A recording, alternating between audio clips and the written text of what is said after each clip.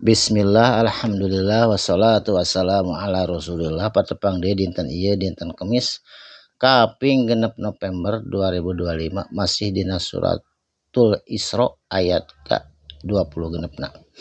A'udzu billahi minasyaitonir rajim. Bismillahirrahmanirrahim. Wa ati jeung kudu maparinkeun mere atawa ngaluarkeun tina rezeki anjeun kasaha zal kurba ka keluarga zat kurba kaum kerabat. Jadi urang teh kudu maparinan ka kaum ka bibi ka mama ka lanceuk ka adik naon we tuangeun angeun sangu nu urang gaduh atawa berupa uang haqqohu eta teh hakna kaum kerabat. Kasaha deui kudu maparinkeun rezeki teh wal miskina jeung ka jalma-jalma anu miskin anu menta-menta ka bumi pasihan sakuas sakakiatan urang jangan berlebihan. Saha deui nu kudu dipaparin tina rezeki nu ku urang di gaduhan ti Allah teh anugerah ti Allah teh rezeki teh. Wabnas sabili ari wabna teh anak-anak sabili jalanan. Jadi anak-anak jalanan nu kumaha anak-anak jalanan teh nyaeta jalma-jalma anu musafir di jalan Allah kaseepkeun bekal tah eta disebutna wabnas sabil. Saterasna pasihan sadayana eta teh peryogi di pasihan wajib sabab karunya nuju merlukeun ngan ulah soteh wala tubadzir sanyana jeung ulah mubadirkeun tabadziro mubadir anu sabenerna. Naon anu mudar teh aya anu rek mabok dibere duit, aya anu rek judi dibere duit. Nyawer jeung sajabana anu teu aya paedahna anu kadituna ka jalan maksiat eta mah mubazir.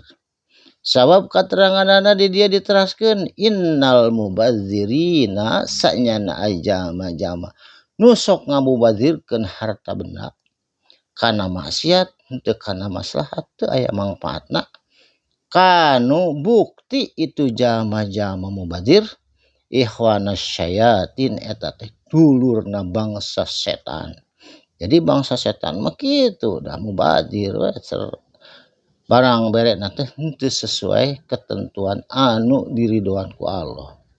Saterasna wa kana syaitanu jeung bukti ari itu setan li rabbihi ka pangeranana tegasna ka Gusti Allah kafuron eta teh setan teh kufur atawa ingkar diponis ku Allah kufur sabab ti payuna mah da anjeunna ge taat ibadah ahli ibadah dan ketika Allah nyiptakeun Nabi Adam kedah sujud penghormatan teu daek sujud sehingga diponis ku Allah itu setan kafuro nyata bangsa-bangsa anu kafir. Saterasna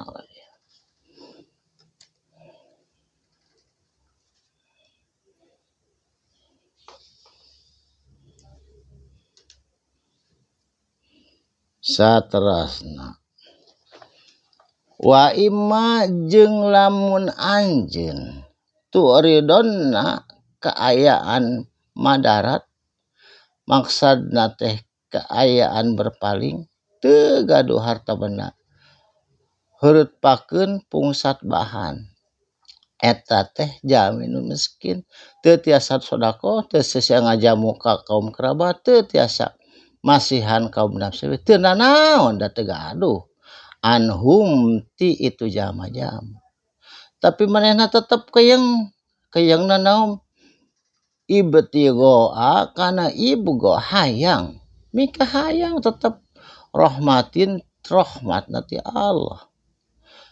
Allah mirrobika ti pangeranana itu jalma-jalma ti pangeran anjeun.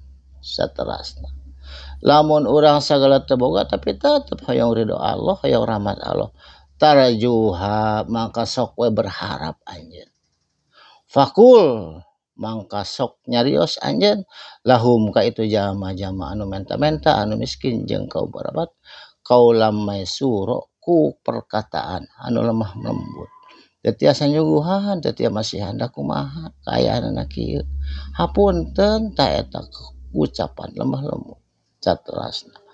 Wala taj'al jeung ulah ngajadikeun yadaka leungeun anjeun maglulatan kana ngeupel atau ngabelenggu koret ka dewek ka batur komo. Ta eta ulah dikoret-koret teuing illa unukiha sehingga kana leherna oge koret. Koret teuing eta mah kitu meureut we kitu ge teu kengeng. Terus wala tabsut hajeng ulah berehan teuing deui anjeun.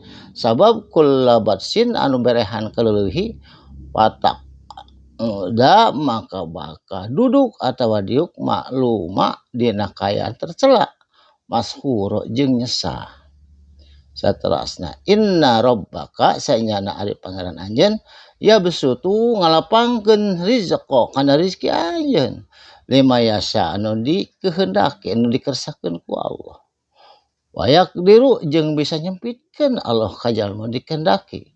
Innahu saenyana ari itu Gusti Allah kana bukti Allah bi ibadihi ka hamba-hambana Allah khabirom basiro anu maha nguasai anu maha meliputi anu maha waspada basiron jeung anu maha ningali.